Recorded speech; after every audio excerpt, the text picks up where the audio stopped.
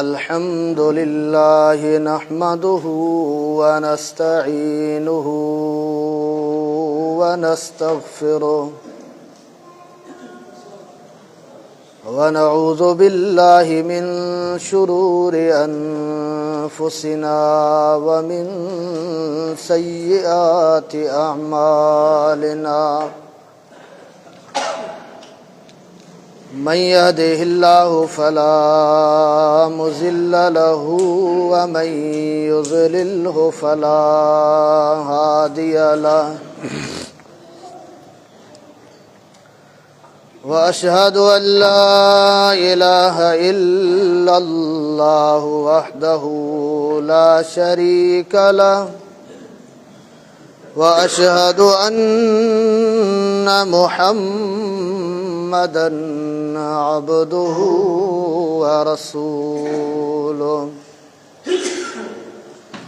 अम्मा बअदु फ़इन्न खैरल कलामि कलामुल्लाह व खैरल हदि हदि मुहम्मदिन सल्लल्लाहु अलैहि वसल्लम व शर्रल उमूरि मुहदसातुहा व कुल्लु मुहदसतिन बिदअह व कुल्लु बिदअतिन ज़लालह व कुल्लु ज़लालतिन फिन्नार या अय्युहल्लज़ीना आमनुत्तक़ुल्लाहा हक़्क़ तुक़ातिही व ला तमूतुन्ना इल्ला व अंतुम मुस्लिमून या अय्युहन्नासु इत्तक़ू रब्बकुमुल्लज़ी ख़लक़कुम मिन नफ्सिन वाहिदा व ख़लक़ मिन्हा ज़ौजहा व बस्स मिन्हुमा रिजालन कसीरन व निसाअ वत्तक़ुल्लाह अल्लज़ी तसाअलून बिही वल अर्हाम इन्नल्लाह कान अलैकुम रक़ीबा या अय्युहल्लज़ीना आमनुत्तक़ुल्लाह व क़ूलू क़ौलन सदीदा युस्लिह लकुम अअमालकुम व यग़फिर लकुम ज़ुनूबकुम व मन युतिइल्लाह व रसूलहु फ़क़द फ़ाज़ फ़ौज़न अज़ीमा अम्मा बअदु फ़इन्न खैरल कलामि कलामुल्लाह व खैरल हदि हदि मुहम्मदिन सल्लल्लाहु अलैहि वसल्लम व शर्रल उमूरि मुहदसातुहा व कुल्लु मुहदसतिन बिदअह व कुल्लु बिदअतिन ज़लालह व कुल्लु ज़लालतिन फिन्नार क़ाल अल्लाहु सुब्हानहु व तआला फ़ी कलामिहिल मजीद वल फ़ुरक़ानिल हमीद अऊज़ु बिल्लाहिस समीइल अलीम मिनश शैतानिर रजीम बिस्मिल्लाहिर रहमानिर रहीम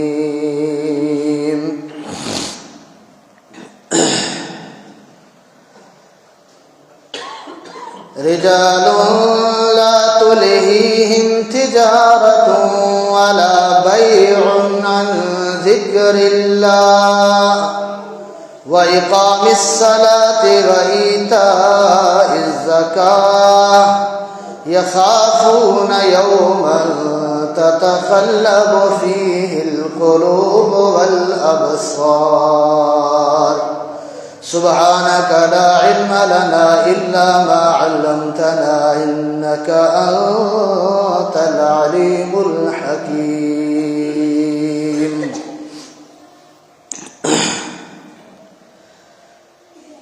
मोहतरम अज़ीज़ दोस्तों, मुसलमान भाइरो,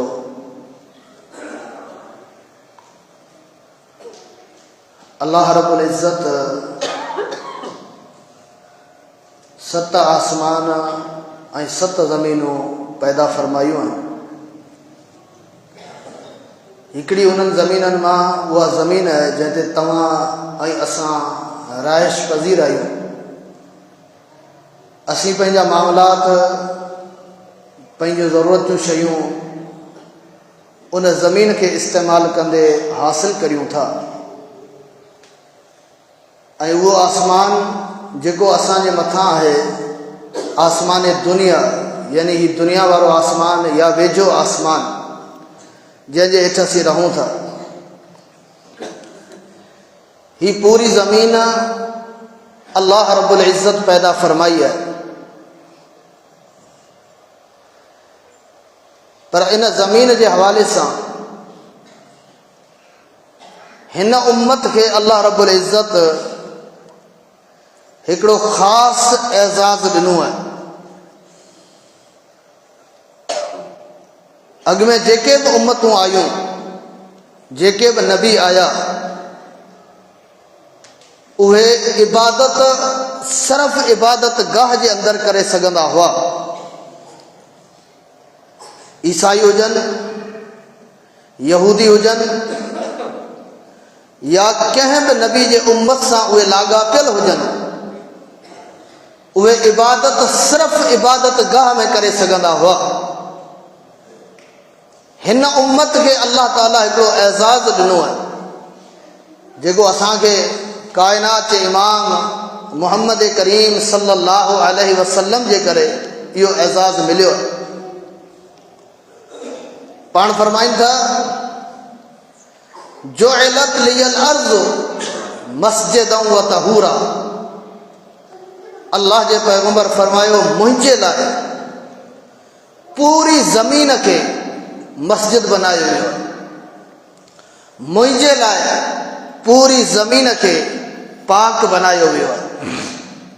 यानी हिन उम्मत जो माण्हू, हिन उम्मत जो इंसान, उनखे जिते बि निमाज़ जो टाइम थिए, जेकॾहिं कंहिं मस्जिद जे वेझो आहे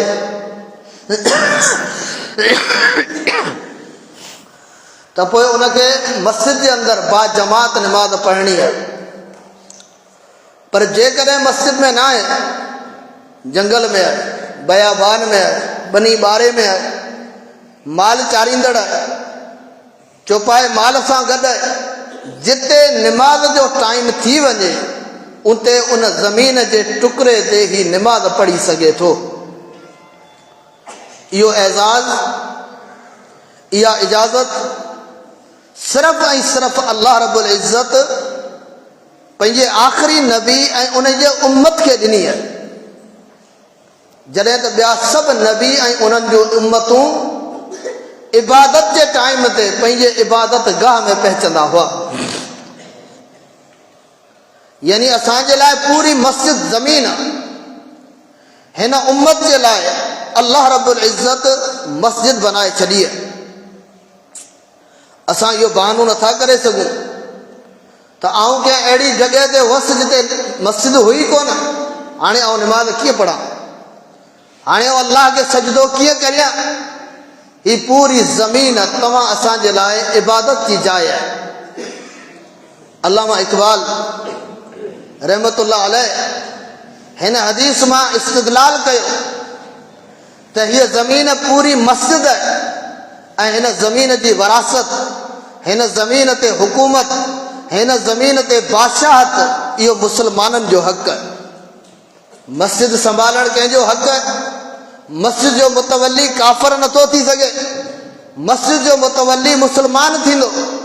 उन जे लाइ हीअ पूरी ज़मीन, इन जा हक़ीक़ी वारिस मुसलमान आहिनि, जिन जे लाइ हिन पूरी ज़मीन खे मस्जिद ऐं इबादत जी जाइ ऐं पाक बनायो वियो आहे। अंदाज़ो लॻायो, काइनात जे इमाम मुहम्मद करीम सल्लल्लाहु अलैहि वसल्लम जन बकरियुनि जे उन्हनि धनारनि जी फज़ीलत बयानु कई आहे, जेके पंहिंजे बकरियुनि सां गॾु जंगल में वञनि था, बयाबान में वञनि था पंहिंजे जानवरनि खे चारण जे लाइ, ऐं उते जबलनि में, भिटनि में, ज़मीन जे गैर आबाद इलाइक़नि में उते निमाज़ जो टाइम थी वञे थो, उहो बकरी जो धनार अज़ान ॾे थो, निमाज़ पढ़े थो, अल्लाह रब्बुल इज़्ज़त उन ते केॾो ख़ुशि थिए थो, केतिरो ख़ुशि थिए थो। इमामुल अंबिया मुहम्मद करीम सल्लल्लाहु अलैहि वसल्लम जिन फरमायो, युअजिबु रब्बुक मिन राई गनम, अल्लाह रब्बुल इज़्ज़त बकरियुनि जे उन धनार ते ताजुब कंदो आहे, बकरियुनि जे उन धनार जे अमल खे अल्लाह रब्बुल इज़्ज़त पसंदि कंदो आहे। जॾहिं उहो बकरियुनि जे अंदरि जंगल में, बयाबान में, वैरान इलाइक़े जे अंदरि निमाज़ जो टाइम थींदो आहे, यो अज़्ज़िनु व युक़ीमुस्सलाह, हू अज़ान ॾे थो ऐं निमाज़ पढ़े थो, निमाज़ क़ाइमु करे थो, अज़ान ॾे थो जंगलनि में, बयाबाननि में अल्लाह जे हिकिड़ाई जो आवाज़ बुलंद करे थो। मुहम्मद करीम सल्लल्लाहु अलैहि वसल्लम जे रिसालत जी गवाही जंगलनि में बि गूंजे थी। जॾहिं ही बकरियुनि जो धनार उन्हनि जंगलनि में, बयाबाननि में निमाज़ पढ़े थो, अज़ान ॾे थो, अल्लाह रब्बुल इज़्ज़त मलाइकनि खे फरमाए थो, उन्ज़ुरू, मुंहिंजे हिन बाने खे ॾिसो, यो अज़्ज़िनु व युक़ीमुस्सलाह, ही निमाज़ पढ़े पियो ऐं अज़ान बि ॾे थो, व यख़ाफ़ु मिन्नी, हिन जे दिलि में सिर्फ़ु मूं अकेले अल्लाह जो ख़ौफ़ आहे। हिन जे अज़ान में रियाकारी कोन्हे, हिन जे निमाज़ में ॾेखा कोन्हे, छाकाणि त हिननि जंगलनि में, हिननि बयाबाननि में, हिननि वैरान इलाइक़नि में हिन खे ॾिसण वारो केरु कोन्हे, हिन जी अज़ान ॿुधण वारो केरु कोन्हे। यो अज़्ज़िनु व युक़ीमुस्सलात, अज़ान बि ॾे थो ऐं निमाज़ बि क़ाइमु करे थो, यख़ाफ़ु मिन्नी, सिर्फ़ु मूं अकेले अल्लाह रब्बुल इज़्ज़त खां डिॼंदे ऐं ख़ौफ़ खाईंदे। गवाह रहिजो, मूं पंहिंजे इन बाने खे जन्नत में दाख़िल करे छॾियो। ही बकरियुनि जो धनार आहे, बकरियुनि जे अंदरि धनार, अल्लाहु अकबर। मुआशिरे में इन जी का एॾी वॾी हैसियत कोन्हे, मुआशिरे जा माण्हू हिन खे पंहिंजे ख़ासि मजलिसनि में विहारण जे लाइ तयारु कोन हूंदा आहिनि। ही धनार आहे वीचारो, सादो सूदो सबाजड़ो अणपढ़ियो माण्हू, हिन खे केरु दुनिया में अहमियत ॾियण जे लाइ तयारु कोन्हे। पर जॾहिं ही अल्लाह जे ज़मीन ते रब जे हिकिड़ाई जो आवाज़ बुलंद करे थो, रब जे ज़मीन ते अल्लाह जे प्यारे पैगंबर मुहम्मद करीम सल्लल्लाहु अलैहि वसल्लम जे रिसालत जी गवाही ॾे थो, अल्लाह इन्हनि धनारनि खे जन्नत में पहुचाए छॾे थो। छा साबित थियो त हिन उम्मत जो माण्हू, हिन उम्मत जो फ़र्द जंहिं बि जॻह ते इबादत जो टाइम थियो आहे, निमाज़ जो टाइम थियो आहे, उते निमाज़ पढ़ी सघे थो। अल्लाह जे प्यारे पैगंबर सल्लल्लाहु अलैहि वसल्लम हिकिड़े अज़ान ॾियण वारे जी अज़ान ॿुधी, पाण हुनखे ॾिठाऊं कोन, हू अज़ान ॾे पियो, हुन चयो अल्लाहु अकबर, अल्लाहु अकबर। नबी साईं फरमायो वजबत, हिन लाइ वाजिब थी वई। वरी हुन चयो अशहदु अल्ला इलाहा इल्लल्लाह, नबी साईं चयो वजबत, हिन लाइ वाजिब थी वई। वरी चयाईं अशहदु अन्न मुहम्मद रसूलुल्लाह, नबी साईं फरमायो हिन लाइ वाजिब थी वई। सहाबा कराम पुछो अल्लाह जा रसूल, हिन माण्हू खे तव्हां ॾिठो कोन, तव्हां हिन जो आवाज़ ॿुधो, तव्हां हिन जा अल्फाज़ ॿुधा, तव्हां हिन जे आवाज़ जी गूंज ॿुधी, छा हिन जे लाइ वाजिब थी वियो? नबी करीम सल्लल्लाहु अलैहि वसल्लम फरमायो हिन जे लाइ जन्नत वाजिब थी वई, जन्नत वाजिब थी वई। मस्जिद में अज़ान ॾियण या ॿाहिरि कंहिं बि जॻह ते अज़ान ॾियण केॾी वॾी फज़ीलत वारो अमल आहे, केॾी वॾी फज़ीलत वारो अमल आहे। इमामुल अंबिया मुहम्मद करीम सल्लल्लाहु अलैहि वसल्लम फरमाईंदा, ला यस्माउ मदा सौतुल मुअज्जिन जिन्नुन वला इंसुन इल्ला शहिद लहू यौमल क़ियामा। प्यारे पैगंबर फरमायो अज़ान ॾियण वारो जॾहिं अज़ान ॾींदो आहे, उन जे आवाज़ जी बुलंदी दुनिया जे कुंड कुर्च ताईं जिते बि पहुचंदी आहे। जेको जिन ॿुधे थो, जेको इंसान ॿुधे थो, ऐं जेका बि शइ उन जे आवाज़ खे ॿुधे थी, इल्ला शहिद लहू यौमल क़ियामा, क़यामत जे ॾिहाड़े उन अज़ान ॾियण वारे जे हक़ में उहे सभु शयूं गवाही ॾींदियूं। छाजे करे ही गवाही ॾिनियूं त अल्लाह तुंहिंजे हिकिड़ाई जी हिन गवाही ॾिनी हुई, मुंहिंजा मालिक तुंहिंजे नबी जे रिसालत जी गवाही ही ॾींदो हो। अज़ान में चवंदो हो अशहदु अन अल्ला इलाहा इल्लल्लाह, आऊं गवाही ॾियां थो त अल्लाह खां सवाइ केरु इबादत जे लाइक़ कोन्हे। अशहदु अन्न मुहम्मद रसूलुल्लाह, आऊं गवाही ॾियां थो त मुहम्मद करीम अल्लाह जो रसूल आहे। हिन इहा शाहिदी ॾिनी, गवाही ॾिनी, अल्लाह पूरी दुनिया जे अंदर जेके शयूं हिन जे गवाही खे ॿुधनि थियूं उन्हनि खे हिन जे मथां गवाह बनाए छॾियो आहे उहे क़यामत जे ॾींहुं हिन अज़ान ॾियण वारे जे हक़ में गवाही ॾींदियूं। असां अल्लाह रहम फरमाए इन्हनि अमलनि खे मामूली सम्झंदा आहियूं। अज़ान ॾियणु, तकबीर चवणु, निमाज़ पढ़णु, इन जे लाइ को सादो माण्हू हुजे, फ़क़ीर क़िस्म जो, दरवेश क़िस्म जो माण्हू हुजे, मुंहिंजो हिकिड़ो स्टेटस आहे, मुंहिंजी हिकिड़ी लेवल आहे, मुंहिंजी हिकिड़ी हैसियत आहे, मुंहिंजो मुआशिरे में समाज में हिकिड़ो ख़ासि मक़ाम आहे, आऊं बि मस्जिद में अज़ान ॾींदुसि त सुठो कोन लॻंदुसि। अल्लाह अकबर। मुस्लमानो, क़यामत जे ॾिहाड़े अज़ान ॾियण वारनि जे लाइ अल्लाह जे रसूल सल्लल्लाहु अलैहि वसल्लम छा फरमायो, जन्नत वाजिब थींदी। अल्लाह अकबर। ऐं अल्लाह रब्बुल इज़्ज़त हर उन शइ खां गवाही ॾिराईंदो जिन अज़ान ॿुधी हूंदी। त ॿुधायमि पिए, मस्जिद अल्लाह जो अज़ीम घर, हिन सां ताल्लुक़ रखो, मस्जिद सां ताल्लुक़, मस्जिद सां दोस्ती, इहा हिकिड़े मोमिन जी निशानी आहे। कंहिंजी निशानी आहे? मोमिन जी निशानी आहे। अज़ान जे सूरत में, सफ़ाई जे सूरत में, निमाज़ जे सूरत में मस्जिद सां तव्हांजो ताल्लुक़ मज़बूत हुजे, इहा ईमान जे बचण जी जॻह बि आहे। ईमान बचाइबो, ईमान महफ़ूज़ रहंदो। ऐं मोमिननि जी निशानी आहे त उहे ई हक़ीक़ी अल्लाह जा घर आबाद करे सघनि था। मुशरिक अल्लाह जे घर खे आबाद नथो करे सघे, छो त हू निमाज़ पढ़ंदो, सजदो कंदो, पर दुआ कंहिंखां घुरंदो, सॾींदो कंहिंखे, पुकारींदो कंहिंखे, अल्लाह खां सवाइ ॿियनि खे पुकारींदो, रब खां सवाइ ॿियनि खे पुकारींदो। मुवाहिद, हक़ीक़ी तौर ते तौहीद परस्त माण्हू जेको पंहिंजे सजदे खे अल्लाह जे लाइ ख़ालिस करे थो, उहो ई अल्लाह जे घर मस्जिद खे आबाद करे सघे थो। तव्हां ॾिसो, बैतुल्लाह खे तामीर कंहिं कयो हो?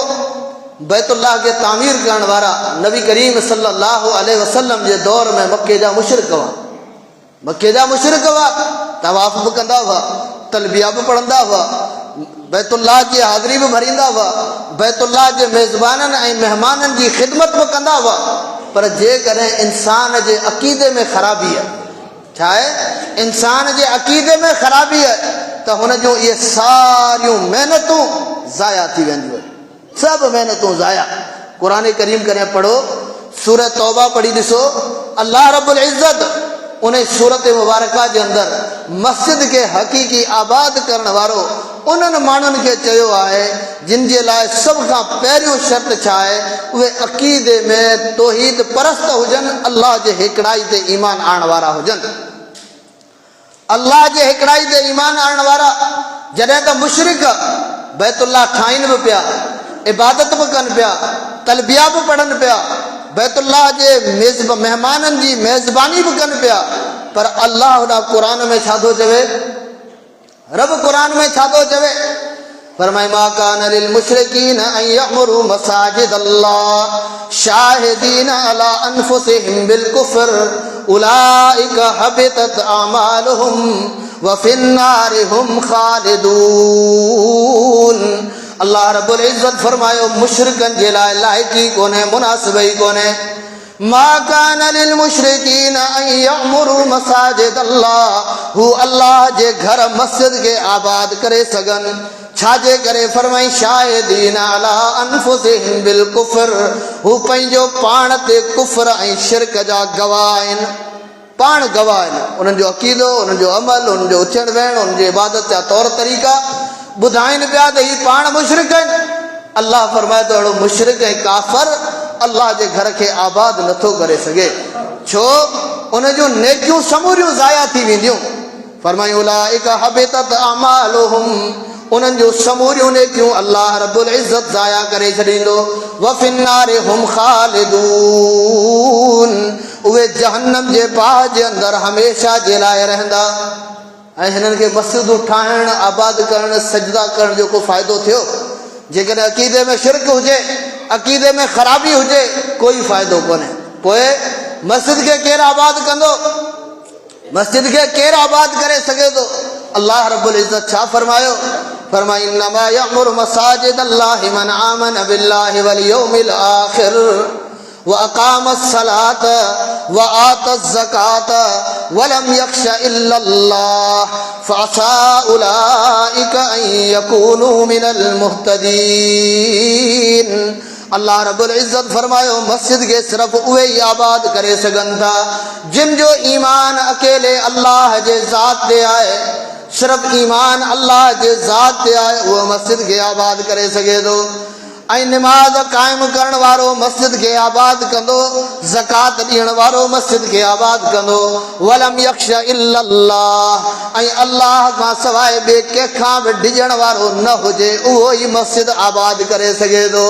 सजदा अल्लाह के करे ऐं डिॼे पाण जहिड़ी मखलूक खां, झुके अल्लाह रब्बुल इज़्ज़त जे साम्हूं डिॼे क़ब्र वारे खां, रब्बुल आलमीन जे साम्हूं सजदा करे ऐं जानवर ज़बह करे गैरुल्लाह जे नाले ते, ही कॾहिं मस्जिद खे क़ुर चवे थो आबाद कोन थो करे सघे.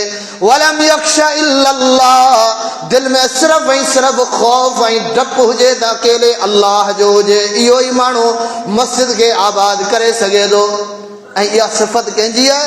सिर्फ़ तौहीद परस्त इंसान जी. तौहीद परस्त, तौहीद वारो, अल्लाह अकबर, अल्लाह खां सवाइ कंहिंखां कोन डिॼंदो आहे. मुशरिक अल्लाह खां सवाइ सभिनी खां डिॼंदो आहे.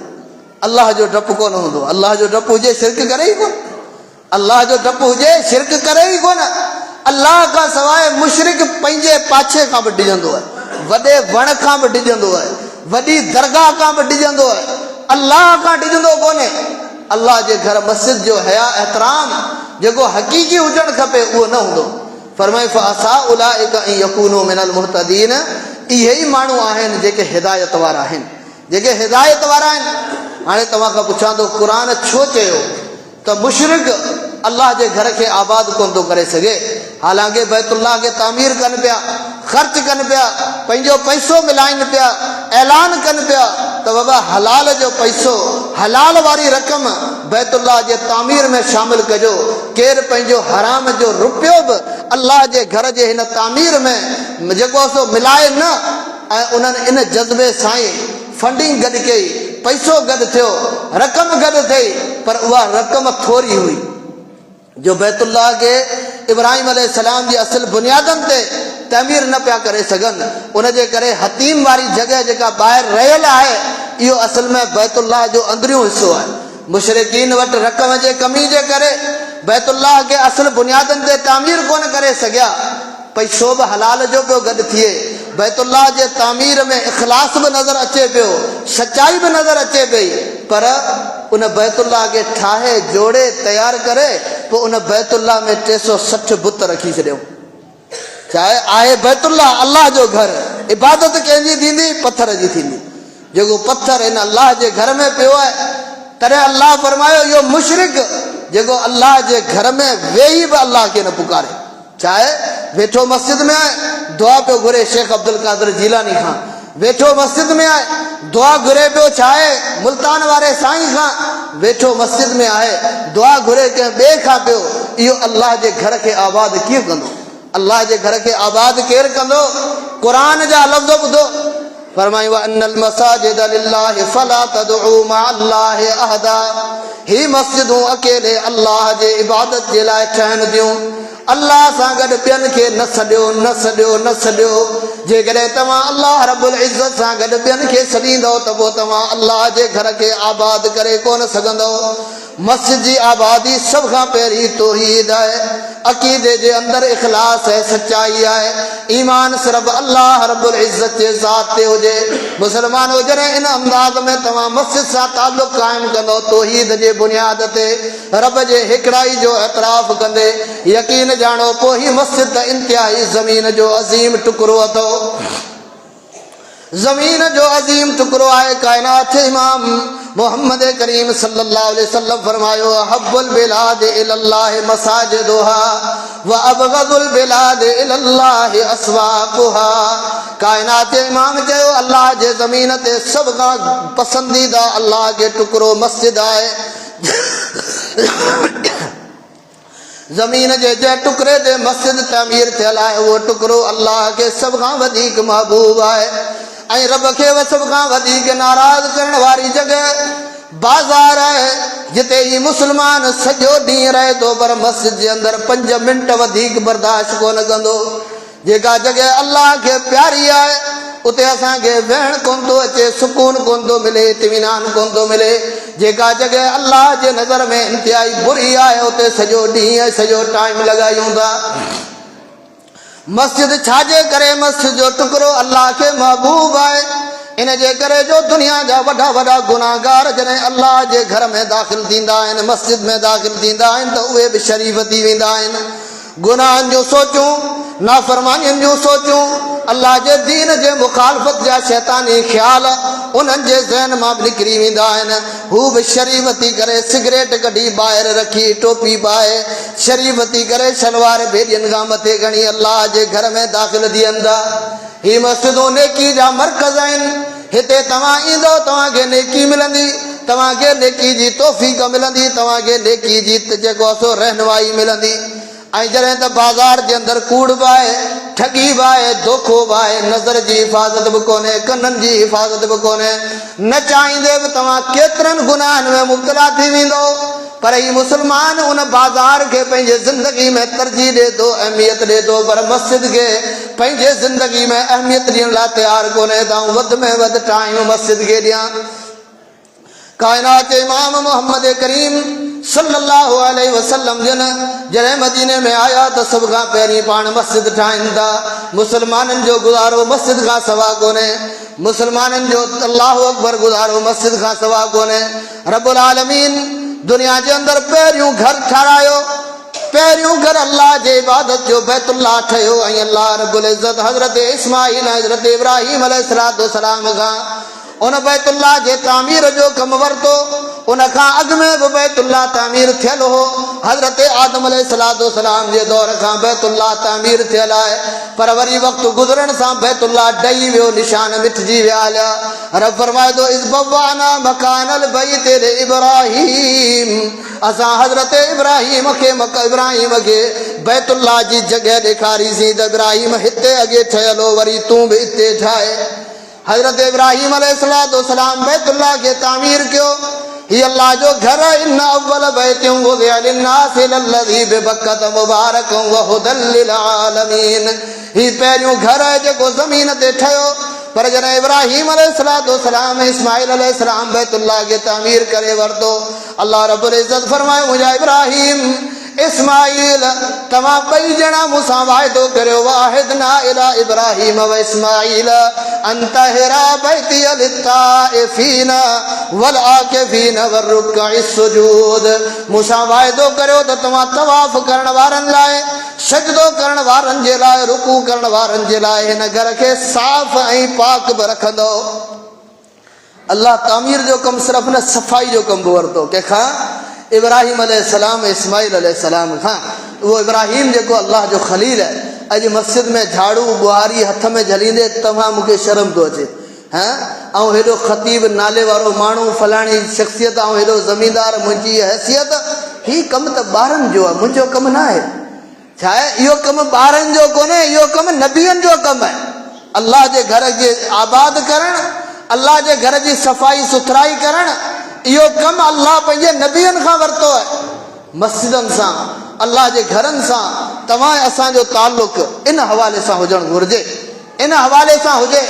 इमामुल अंबिया मोहम्मद करीम सल्लल्लाहु अलैहि वसल्लम जिन फरमायो उरिज़त अलैया उजूर उम्मती, मुंहिंजे उम्मत जा अजर ऐं सवाब मूं ते पेश कया विया। ख़्वाबनि में, ख़्वाब जे ज़रिए निंड में मूंखे ॾेखारियो वियो तुंहिंजे उम्मत जूं ही नेकियूं आहिनि। अल्लाह जे रसूल फरमायो उन नेकियुनि में उहा पथरी, उहा ककरी जेका मस्जिद में पई आहे, निमाज़ी निमाज़ पढ़े थो, उहा पथरी खणी ॿाहिरि उछलाए छॾे थो। छाजे लाइ? हिते केरु सजदो कंदो, कंहिंखे गोॾे में लॻंदी, कंहिंखे पेशानी में लॻंदी, कंहिंजे पेर में लॻंदी, कंहिंजे हथ में लॻी पवंदी। एतिरो ज़रो दाणू जेको खणी माण्हू मस्जिद खां ॿाहिरि उछलाए थो। अल्लाह जे प्यारे पैगंबर फरमायो मूंखे मुंहिंजे उम्मत जी उहा नेकी बि ॾेखारी वई, इहा नेकी बि मूंखे ॾेखारी वई।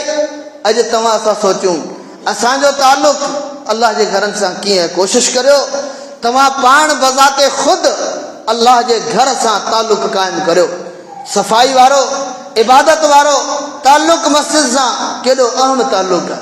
इमामुल अंबिया मोहम्मद करीम सल्लल्लाहु अलैहि वसल्लम के दौरे मुबारक में वह औरत जेका मस्जिद की सफ़ाई कंदी हुई, कानत तक़ुमुल मस्जिद, जेका मस्जिद की सफ़ाई कंदी हुई वफ़ात करे हुई। साहबा किराम सोचो हिन जी का हेॾी वॾी हैसियत अहमियत कोन्हे। रात जो टाइम है, नबी मुकर्रम सल्लल्लाहु अलैहि वसल्लम जी निंड ख़राब करियूं, पाण सल्लल्लाहु अलैहि वसल्लम के तकलीफ़ ॾियूं, रात जो जनाज़े नमाज़ पढ़ी असां ही हिन खे दफ़नाए छॾियूं था। साहबा किराम नमाज़ पढ़ी हिन पोड़ी के दफ़नाए छॾियो। ॿिए ॾींहुं कायनात जे इमाम खे उहा पोड़ी नज़र कोन आई। पाण पुछी वरिताऊं उहा पोड़ी किथे आहे जेका मस्जिद जी सफ़ाई कंदी हुई। पाण जो निमाज़ी पाण सां गॾु 5 वक़्त निमाज़ पढ़ण वारो महीनो गुम थी वञे, बीमार थी वञे, तकलीफ़ में मुब्तला थिए, परेशानी में अचे, कॾहिं पुछंदासीं कोन था फलाणो छो कोन थो ॾिसे। नबी साईं पंहिंजे जमात ते बि नज़र रखंदा हुआ। अल्लाह जो पैगंबर सल्लल्लाहु अलैहि वसल्लम पंहिंजे जमात ते बि नज़र रखंदा हुआ। पाण पुछनि था पोड़ी किथे, साहबा किराम फरमाईंदा अल्लाह जो रसूल उहा पोड़ी वफ़ात करे, उहा पोड़ी वफ़ात करे। असां नमाज़ जनाज़ा पढ़ी उनखे दफ़नाए छॾियो। इमामुल अंबिया मोहम्मद करीम सल्लल्लाहु अलैहि वसल्लम फरमाईंदा दुल्लूनी अला क़ब्रिहा, उन पोड़ी जी मूंखे क़ब्र ॾेखारियो, उन जी मूंखे क़ब्र ॾेखारियो, क़ब्रस्तान में वठी हलो। साहबा किराम फरमाईंदा कायनात जो इमाम नबियन जो सरदार मोहम्मद करीम सल्लल्लाहु अलैहि वसल्लम हिन पोड़ी सां या मोहब्बत छो आहे, हिन पोड़ी जो यो एहतराम छो आहे। उहा अल्लाह जे घर जो एहतराम कंदी हुई, रब जे घर जी ख़िदमत कंदी हुई, मस्जिद जी सफ़ाई ऐं सुथराई कंदी हुई।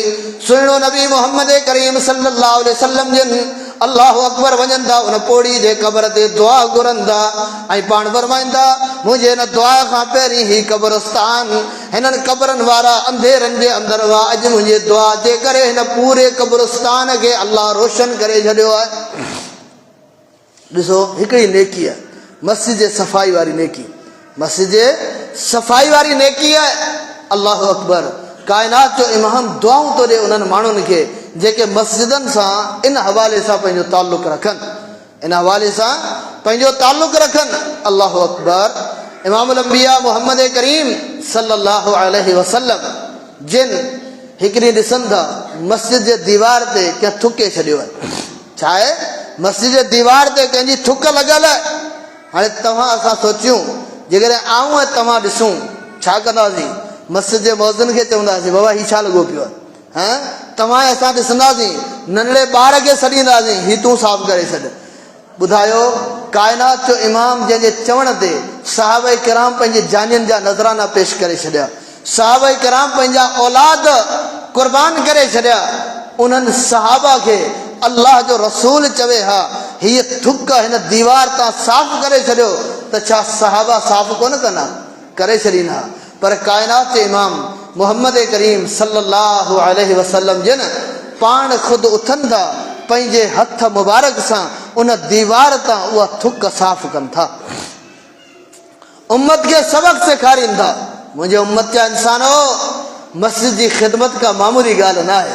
मस्जिद में तव्हांखे नेकी जी तौफ़ीक़ मिले पई, तव्हां ख़ुशि नसीब इंसान आहियो।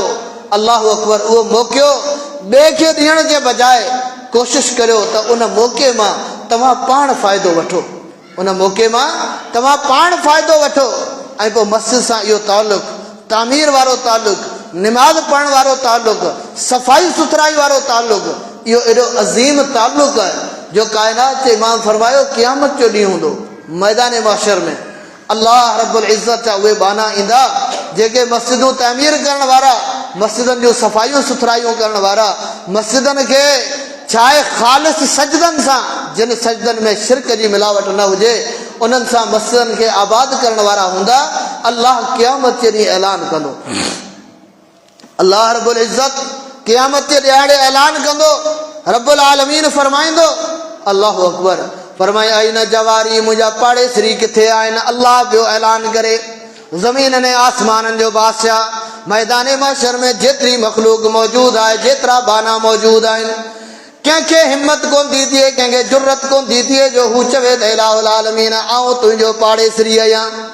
सभु ख़ामोश आहिनि। वरी ऐलान थिए थो आई न जवारी मुंहिंजा पाड़ेसरी किथे आहिनि? इमाम अलबानी सिलसिला सहिया में इहा हदीस आंदी आहे। मुंहिंजा पाड़ेसरी किथे आहिनि माण्हू सभु ख़ामोश आहिनि पूरे मैदान माशर में सन्नाटो छायल आहे ख़ामोशी छायल आहे कंहिंखे हिमत कोन थी थिए केरु पंहिंजो पाण खे हिन जे लाइक़ु नथो सम्झे त आऊं चवां त आऊं पाड़ेसरी आहियां नबी करीम सल्लल्लाहु अलैहि वसल्लम फरमायो वरी 3 दफ़े साॻियो ऐलान थींदो मुंहिंजा पाड़ेसरी किथे आहिनि ख़ामोशी नेठि चयो वेंदो अल्लाह तुंहिंजो पाड़ेसरी केरु थी सघे थो अल्लाह रब्बुल इज़्ज़त फरमाईंदो आहे न अम्मारुल मसाजिद मस्जिदनि खे आबाद करण वारा किथे आहिनि इहे मुंहिंजा पाड़ेसरी आहिनि इहे मुंहिंजा पाड़ेसरी आहिनि छो त मुंहिंजो घर उन्हनि जे पाड़े में हो मुंहिंजो घर उन जे घर सां गॾु हो पोइ उहो मुंहिंजे घर सां पाड़ेसरी वारो तालुक़ रखंदो जीअं पाड़ेसरी जो हर वक़्तु ख़्यालु रखिबो आहे पाड़ेसरी जो लिहाज़ रखिबो आहे हर शइ जो लिहाज़ कबो आहे ईअं मुंहिंजे घर जो लिहाज़ करण वारो ईअं न हुजे त अल्लाह जे घर सां रवैयो हिन मुस्लमान जो हिकिड़े दुश्मन वारो रवैयो हुजे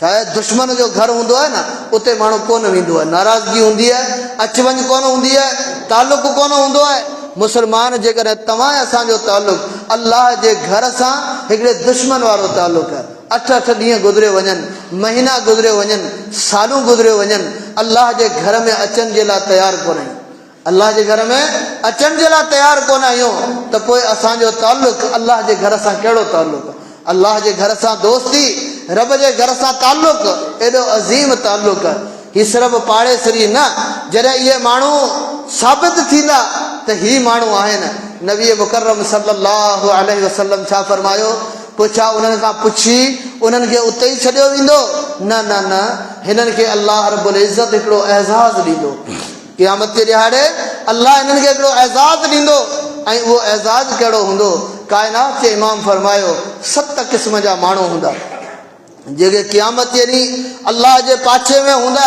7 क़िस्मनि जा माण्हू उन में हिकिड़े क़िस्म जा उहे माण्हू आहिनि रजुलुन क़ल्बुहु मुअल्लक़ुन बिल मसाजिद उहे माण्हू जिन जी दिलि मस्जिद सां लॻल आहे उहे माण्हू जिन जी दिलि मस्जिद सां लॻल आहे जीअं घर जी फ़िकिर औलाद जी फ़िकिर खाधे पीते जी फ़िकिर कपिड़े लटे जी फ़िकिर घर जे सभिनी मामलात जी फ़िकिर कुझु माण्हू अहिड़ा हूंदा आहिनि जिन खे पंहिंजे घर खां वधीक अल्लाह जे घरनि जी फ़िकिर हूंदी आहे ख़बर न आहे अॼु मस्जिद में अज़ान आई हूंदी या न ख़बर न आहे अॼु मस्जिद में सफ़ाई थी हूंदी या न वरी उनजो एहतमाम करणु बाजमात निमाज़ जे लाइ को माण्हू मुयसरु हूंदो या न इनखे फ़िकिर आहे मस्जिद सां दिलि लॻी पई आहे हिकिड़ी निमाज़ पढ़ी वियो आहे बार बार पंहिंजे टाइम ते घड़ियाल ते नज़र आहे वरी ॿी निमाज़ जो टाइम थींदो मूंखे वरी हाज़िर थियणो आहे जेके इन अंदाज़ सां अल्लाह जे घरनि सां पंहिंजो तालुक़ रखनि था एॾा अल्लाह खे प्यारा हूंदा जो क़यामत जे ॾींहं जो ॿियो अज़ाब त जहन्नम जे सूरत में त पए जी ॻाल्हि